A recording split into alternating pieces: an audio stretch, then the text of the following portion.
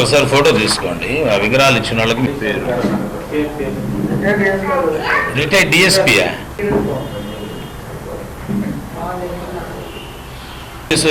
ఇది ఉంది, మేము ఏదైనా చేయగలమని చెప్పి ఆయన చేస్తున్నాడు.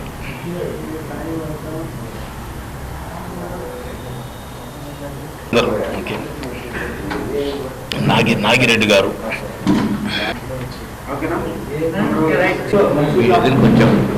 మిమ్మల్ని పికప్ చేసుకొని విజయవాడ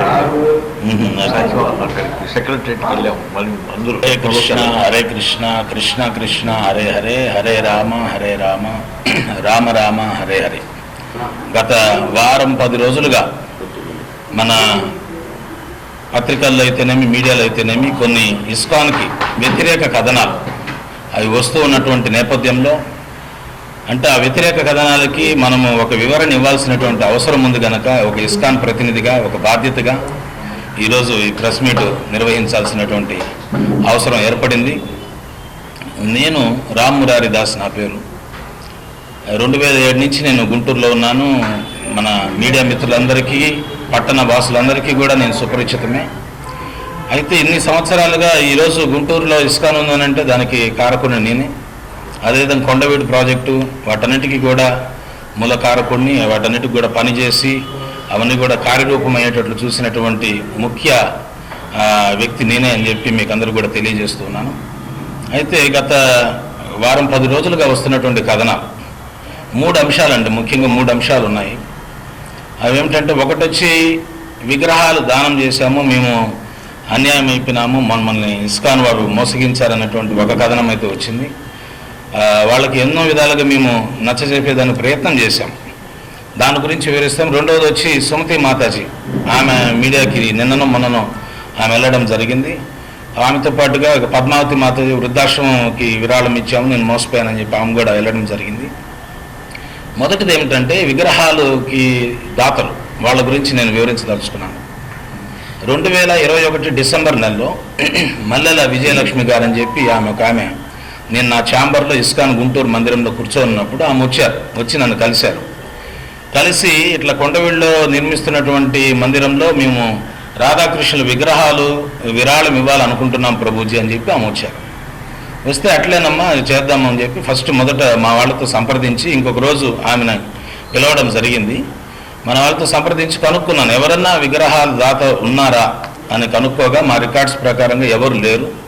అందుకని మళ్ళీ ఇంకొక మీటింగ్లో ఆమెని పిలిచినప్పుడు ఆమెకు చెప్పాము, మీరు ఇవ్వచ్చండి, ఇట్లా 12 లక్షల రూపాయలు అవుతుంది ఆ విగ్రహాలకి విరాళం ఇచ్చేదానికని. అంటే వాళ్ళు ఆనందంగా భర్తను కూడా తీసుకురావడం జరిగింది. ఆయన పేరు చెన్నారెడ్డి గారు, ఆయన ఇద్దరు కూడా వచ్చి విడతల వారీగా ఇస్కాన్ అకౌంట్లోకి వాళ్ళు విరాళం ఇచ్చారు. వాళ్ళకు కూడా విగ్రహాలు మనం చూపించడం జరిగింది.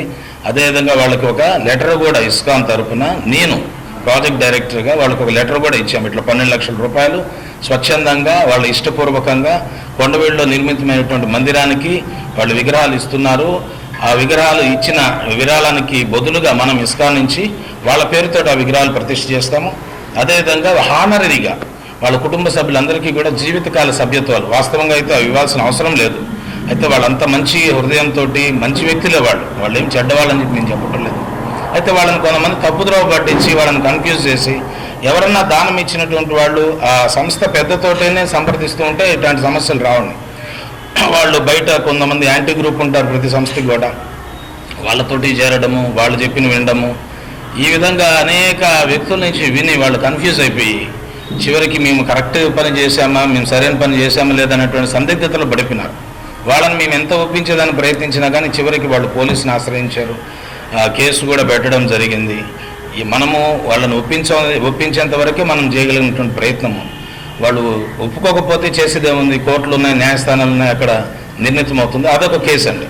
రెండవది వచ్చి ఒక 2 రోజుల క్రితం సుమతి మాతాజీ, ఆమె మంచి భక్తురాలు, మన ఇస్కాన్కి ఆమె ఎన్నో సంవత్సరాలుగా 2016 నుంచి వస్తుందని చెప్పి ఆమె చెప్తుంది. నేను స్టార్ట్ చేసింది నేనే ఇక్కడ గుంటూరు కొండవీడు. అయితే కొన్ని సంవత్సరాలు నేను లేనండి, విజయవాడలో ఉన్నాను, ఒక 6 సంవత్సరాలు లేను. ఈ 6 సంవత్సరాల లోపల తయారైనటువంటి భక్తులు వీళ్ళంతా కూడా, ఈ సుమతి మాతాజీ అయితేనేమి, తర్వాత మిగతా వాళ్ళు ఎవరెవరైతే ఫిర్యాదులు చేస్తున్నారో వాళ్ళందరూ కూడా. తర్వాత 2019లో మళ్ళీ మన ఇస్కాన్ అధిష్టానం జీబీసీ వాళ్ళు మళ్ళీ నన్ను ఇక్కడ ప్రాజెక్ట్ డైరెక్టర్గా నియమించడం జరిగింది. నేను వచ్చిన కొంతకాలానికి కరోనా కూడా రావడం జరిగింది, లాక్డౌన్ కూడా వచ్చింది. అప్పుడు పరిచయం ఈ సుమతి మాతాజీ అనేమో అప్పుడు నాకు పరిచయం. అప్పుడు ఆ మందిరానికి వస్తూ ఉండేది, మేము ఇచ్చేటువంటి భాగవత ప్రవచనాలు అవన్నీ కూడా వింటూ ఉండేది, యాక్టివ్గా పార్టిసిపేట్ చేస్తూ ఒక గురు భావంతో, ఒక గురు భక్తితోటి మిమ్మల్ని నేను గురువుగా భావిస్తున్నాను ప్రభుజీ అని చెప్పి ఆమె చాలా గౌరవంగా ఉండేది. తర్వాత ఆమె స్వచ్ఛందంగా లాక్డౌన్ టైంలో గుళ్ళు మూతబడినాయి, బ్యాంకులు మూతబడినాయి, అన్నీ మూతబడినాయి. అయితే గోవులకి వసతి సరిగా లేదని చెప్పి గోశాలకి స్వచ్ఛందంగానే ఆమె స్పాన్సర్ చేయడం జరిగింది. అదేవిధంగా గురువు గారు వచ్చేటప్పుడు ఆయన వచ్చేదానికి ఉండేటువంటి గురు నిలయం, దానికి కూడా ఆమె వ్యక్తిగతంగా స్వచ్ఛందంగా ఆమె స్పాన్సర్ చేయడం జరిగింది. బాగానే ఉంది, మొన్నటి దాకా కూడా మా కమ్యూనికేషన్లో ఉంది. అయితే ఆమె మీడియాలోకి రావడం అనేది నేను నమ్మలేదండి. నేను లేను, ఈ గత కొన్ని రోజులుగా నేను లేను గుంటూరులో. కొంతమంది ఫోన్ చేసి నాకు తెలియజేశారు, ఇట్లా సుమతి మాతాజీ మీ మీద కంప్లైంట్ చేసిందంటే నేను నమ్మలేదు. నిన్న పేపర్లో ఆమె ఫోటో వచ్చి ఆమెను చూసేదాకా నేను నమ్మలేదు.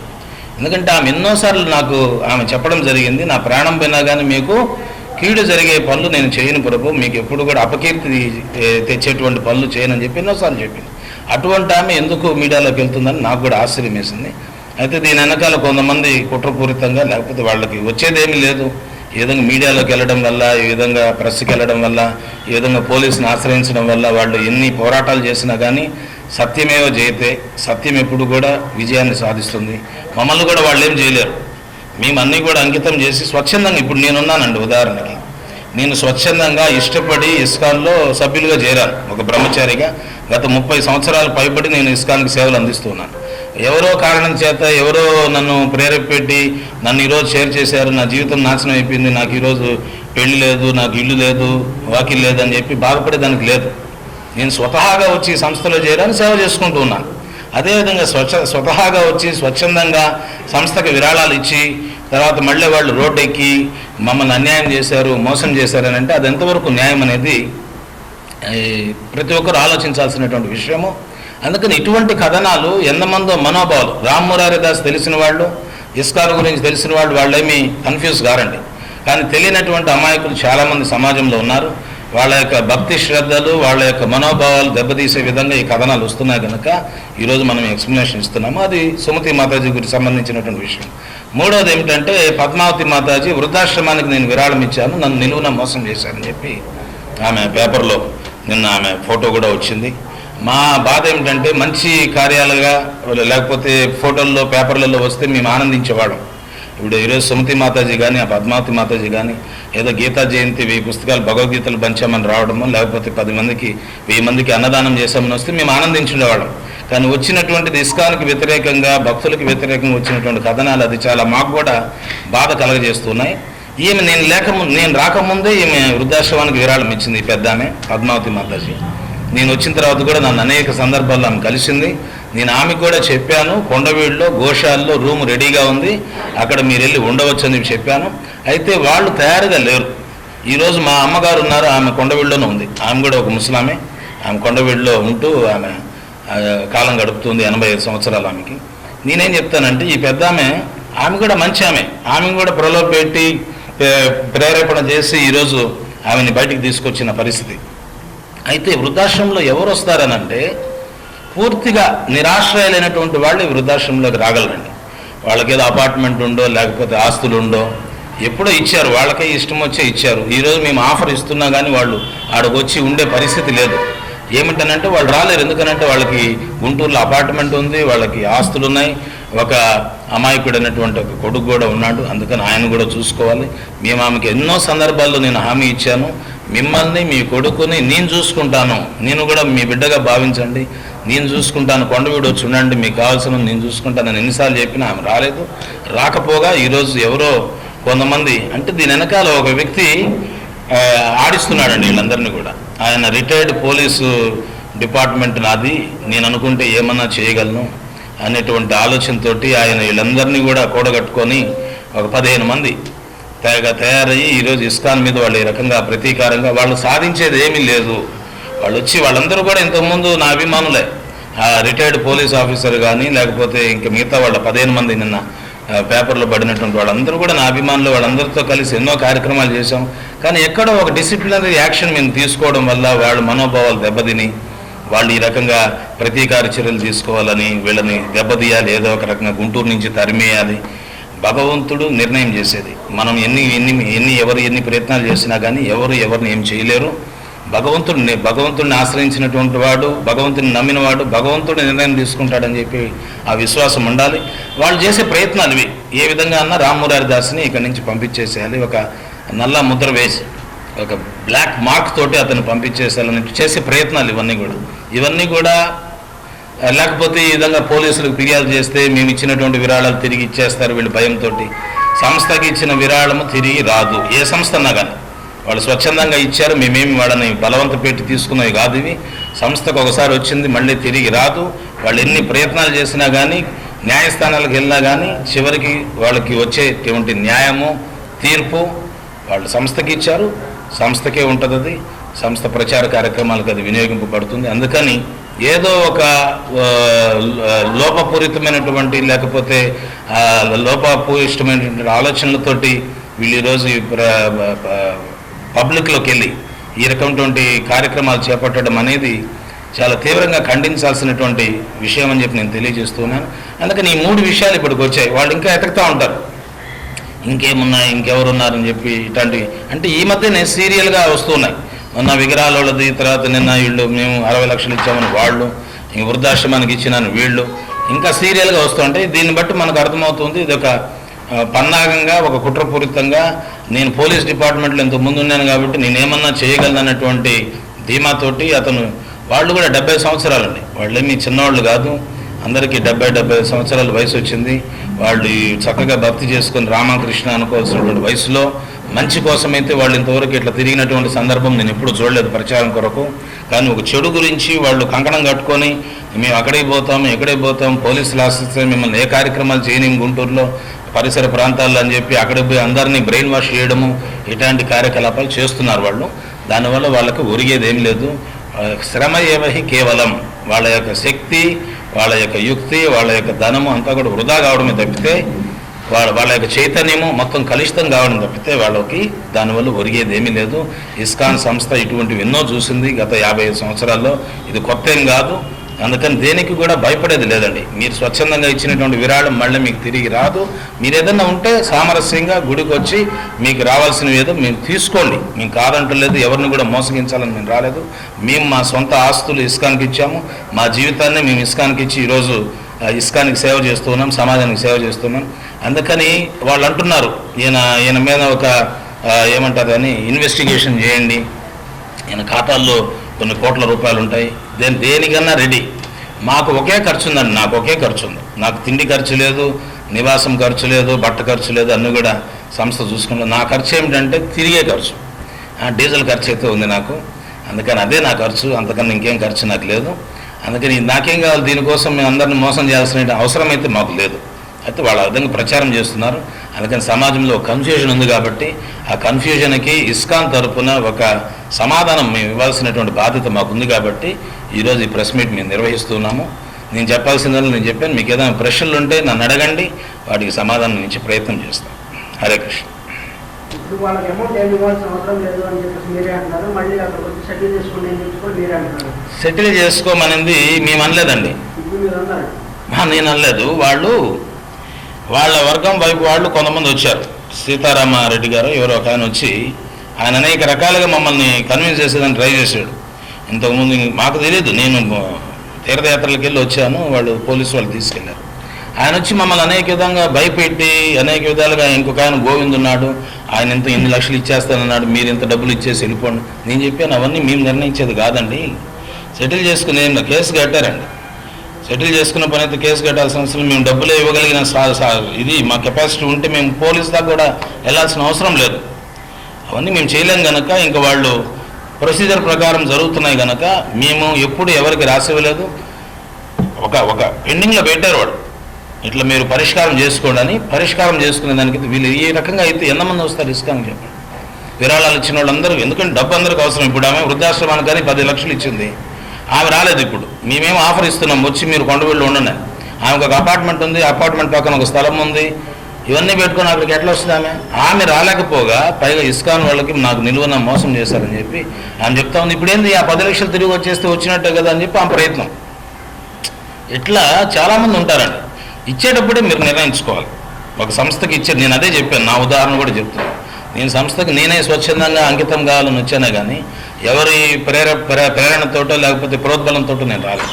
అదేవిధంగా ప్రతి ఒక్కరు లక్షల్లో విరాళాలు ఇచ్చేటువంటి వాళ్ళు ఎవరు మోసం చేస్తే ఇస్తారండి లక్షలు? ఇప్పుడు సుమతి మాత చెప్పింది 2016లో మాకు రసీదులు ఇవ్వలేదు. 2016లో ఇవ్వనప్పుడు మళ్ళీ 2019లో ఎందుకు ఇచ్చారు మీరు? అదే చిన్న విషయం కాదు, చిన్నపిల్లలు కాదు, వాళ్ళు వ్యాపారాలు చేసుకుంటూ ఉన్నటువంటి వాళ్ళు. కానీ స్వచ్ఛందంగా వాళ్ళు ఇచ్చారు. మేము ఎవరిచ్చినా కానీ సంస్థలు అనేటువంటి విరాళాలతోనే అవి కొనసాగుతాయండి. మాకేమీ వేరే ఆదాయాలు ఏమి ఉండవు. స్వచ్ఛందంగా డొనేషన్స్ పైనే ఆధారపడి ఉంటాయి. ఏ సంస్థ అన్నా ఇస్కాన్ కావచ్చు, ఇంకేదైనా కావచ్చు. ఈరోజు ప్రభుత్వమే ప్రజల యొక్క సొమ్ముతోటి నడుస్తూ ఉంది అటువంటి పరిస్థితి. అందుకని ఎవరైనా ఇస్తేనే కార్యక్రమాలు జరుగుతాయి కానీ ఇచ్చినటువంటి వాళ్ళు మళ్ళీ మాకు ఇచ్చారు. నేను ఇస్కాన్ కొన్ని కోట్ల రూపాయల ప్రాపర్టీస్ తీసుకొచ్చాను, నా సొంత ఆస్తి డబ్బులు నేను ఇచ్చాను, ఈరోజు నేను ఇచ్చాను, నాకేం లేదు మీరు ఇవ్వండి అని చెప్పి అడిగేదానికి లేదు. నేను ఇచ్చేసాను, అయిపోయింది. ఈరోజు ఎవరికి చెప్పుకోలేదు. ఈరోజు సందర్భం వచ్చింది కాబట్టి నేను చెప్పుకోవచ్చు. ఇన్ని సంవత్సరాల తర్వాత ఈ రోజు నిధులు దుర్వినియోగం అయింది, మేము ఇచ్చిన విరాళాలు అని బయటికి రావాల్సిన పరిస్థితి ఎందుకు వచ్చిందండి? అదే కొంతమంది చెప్పాను కదా, ఒక రిటైర్డ్ పోలీస్ ఆఫీసరు ఆయనకి ఏదో డిసిప్లినరీ యాక్షన్స్ తీసుకుంటామండి. గుడికి వచ్చి మీరు పాలిటిక్స్ చేయొద్దు, గుడికి వచ్చి మంచి విషయాలు మాట్లాడండి, ఇవన్నీ చెప్తాము.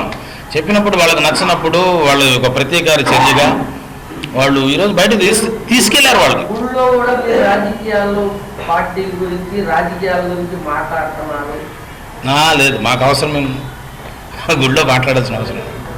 మేము ఎప్పుడు వీళ్ళు వస్తున్నారు ఎన్నో సంవత్సరాల నుంచి పరిచయం. ఏ రోజున్న రాజకీయం గురించి మనం మాట్లాడాం అని వాళ్ళు మాట్లాడుతున్నారు. వాళ్ళు వచ్చి గుడి ముందర సీట్లు ఉన్న బెంచ్లు ఆడ కూర్చుంటారు. అంటే బయట రాజకీయాలు కాదు, గుడికి వచ్చి వాళ్ళు ఏం చేస్తున్నారు, వీళ్ళు ఏం చేస్తున్నారు, వాళ్ళెట్లా వీళ్ళెట్లా ఇట్లాంటివన్నీ మేమేం చెప్తామంటే అవన్నీ వద్దండి, మీరు గుడికి వచ్చింది భక్తి చేసుకుందానికి వచ్చారు, ఇవన్నీ మాట్లాడద్దానంటే వాళ్ళకి కొద్దిగా బాధ కలదు. ఇన్ని రోజులుగా రాలేని వాళ్ళు ఇప్పుడు ఎందుకు వచ్చారనేది మాకు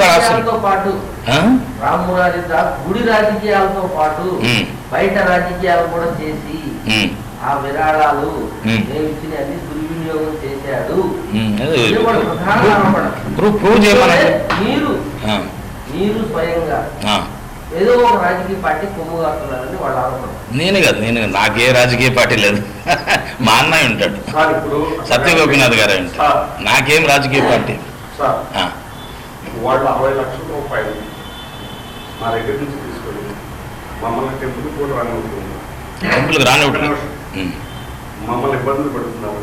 మా మీద బెంగళూరులో అక్రమ కేసులు పెట్టారు. అలాంటివి ఊరు తీసుకెళ్ళి మమ్మల్ని చర్చి మాట్లాడదాం రమ్మని చెప్పి మా మీద అక్రమంగా కేసులు పెట్టి మా చేత సంతకాలు పెట్టించుకుంటున్నారు అని చెప్పని నిన్న వాళ్ళు చేసిన. ఎవరు పెట్టారంటే అక్రమంగా కేసులు? అక్కడికి పిలిపించిన మీ ప్రతినిధులు ఎవరైతే ఉన్నారో ప్రభుజీనా రాముజీనా అని చెప్పని వాళ్ళు. నేనైతే కాదు, రామ్మూరారి దాస్ అయితే కాదు. ఫైల్ చేశారా లేదా వాళ్ళకి సంతకాలు పెట్టించుకున్నారా? అది నేను కాదండి, రామ్మూరారి దాస్ అయితే కాదు. ఇంకెవరైనా ఉండొచ్చు, అది వాళ్ళ వ్యక్తిగత సమస్యలు ఉండొచ్చు, టెంపుల్కి సంబంధం కాదు. ఇది ఒకటి సార్, వీళ్ళు కూడా ఎవరి వ్యక్తిగత విషయాలు కూడా జోక్యం చేసుకోకూడదు.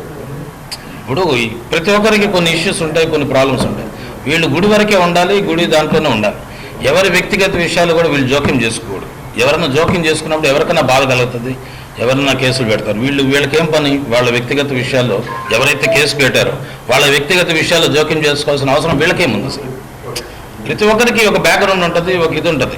టెంపుల్ వరకు, టెంపుల్ కార్యక్రమాల వరకే ఉండాలి. మీరు వాళ్ళ పర్సనల్ విషయాలకు వెళ్ళినప్పుడు ఇట్లాంటి ప్రాబ్లమ్స్ వస్తాయి. మాకు తెలిసినంత వరకు భక్తులేనండి. ఒకప్పుడు వాళ్ళందరూ వచ్చేవాళ్ళు, నేను చెప్పే క్లాసులు వినేవాళ్ళు, చాలా బాగుండేది. ఎక్కడో చిన్న విషయం దగ్గర డిసిప్లినరీ యాక్షన్తో వాళ్ళు డిస్టర్బ్ అయ్యి వాళ్ళు ఈ విధంగా చేస్తారు. ఆ ఫోటోలు కూడా ఉన్నాయి, ఎన్నో ఫోటోలు ఉన్నాయి. నా ఫేస్బుక్ చూస్తే ఎన్నో ఫోటోలు కార్యక్రమాలు ఉంటాయి కలిసి చేసి.